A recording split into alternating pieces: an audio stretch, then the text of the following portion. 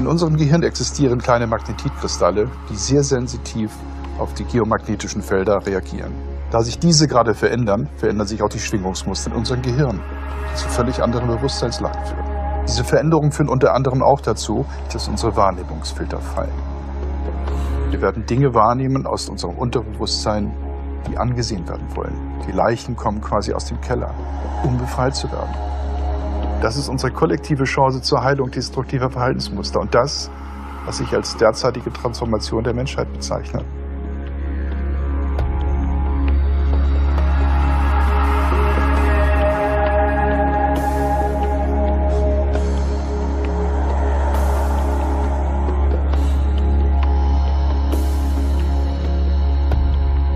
So we cannot remain in denial about ecological realities, about war and terrorism and fear that's out there.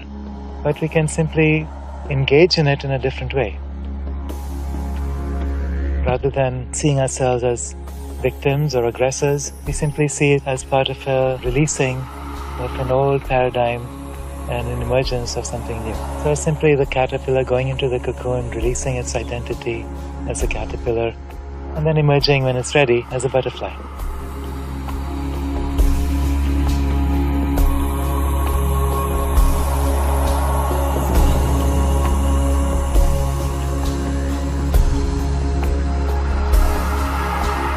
Sich von alten Überzeugungen lösen und etwas gänzlich Neues zulassen.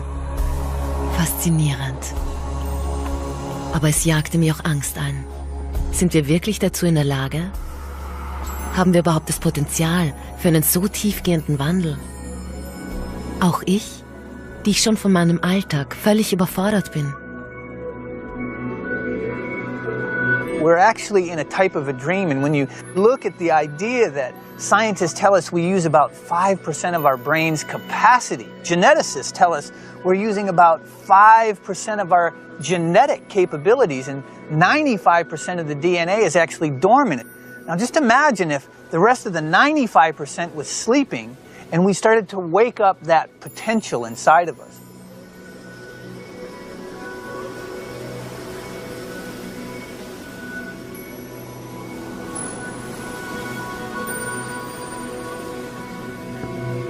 The number of neurons in the human brain surpasses the number of known stars in the universe. As consciousness evolves, as the challenges, creative challenges for the brain increase, we will form new networks, and that potential is in the brain. We're literally on top of a sleeping vastness, the size of the universe in terms of possible connections, inside our heads. Jeder von uns ist ausgestattet mit einem Potenzial, was eigentlich nur eingeschaltet werden müsste, und das passiert gerade.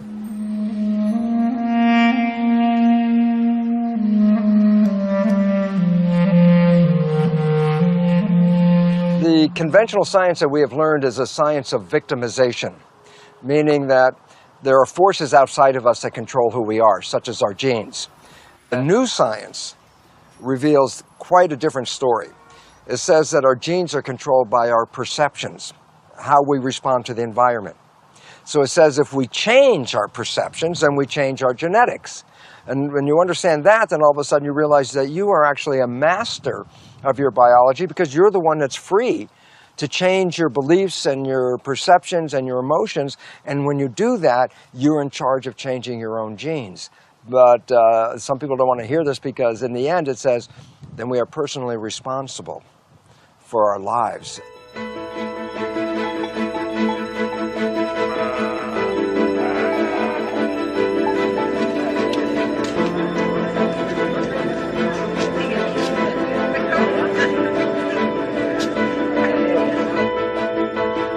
Für mich eine kleine Sensation. Wie oft fühle ich mich klein und hilflos, bin überzeugt, dass meine Gene mein Schicksal vorgeben und mein soziales Umfeld mein Leben beschränkt. Und wie atemberaubend ist die Aussicht darauf, dass ich die Freiheit habe, alles selbst zu bestimmen. Aber was hält uns davon ab, unser volles Potenzial zu nutzen? Human beings are living in a prison of their own creation. But most people are happy to rearrange the furniture in the prison cell and to call it freedom. Instead of experiencing reality as it is, mysterious, alive, shimmering, unpredictable, most of us, we have settled for beliefs. We prefer to live in our belief about reality instead of reality itself.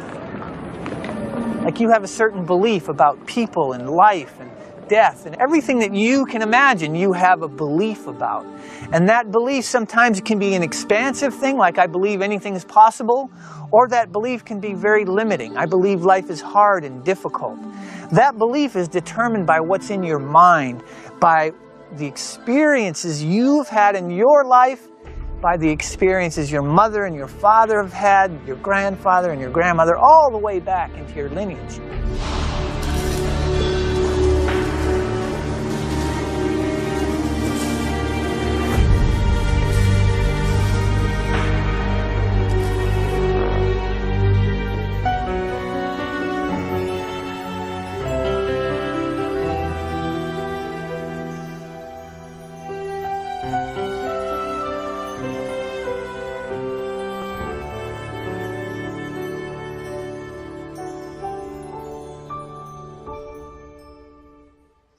In multiple personality, you change your mind from one person, and actually then you're like somebody very different, another person.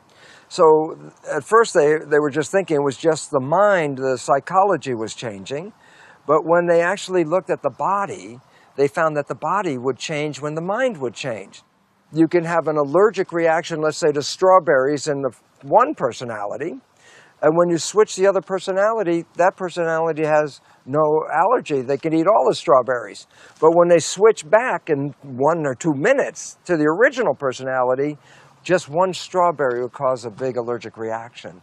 So it says, when your mind changes, you change your biology as fast as you change your mind.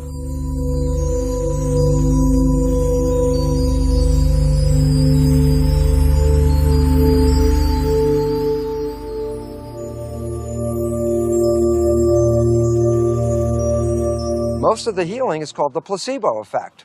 You can give a person a sugar pill. If they believe it's the real pill, they will be healed. And the point was, so what healed them? Not the pill, the belief of healing. What most people are not familiar with is something called the nocebo. And the nocebo is a negative thought, is equally powerful, but it takes you in the opposite direction. A positive thought can heal you, a negative thought can kill you.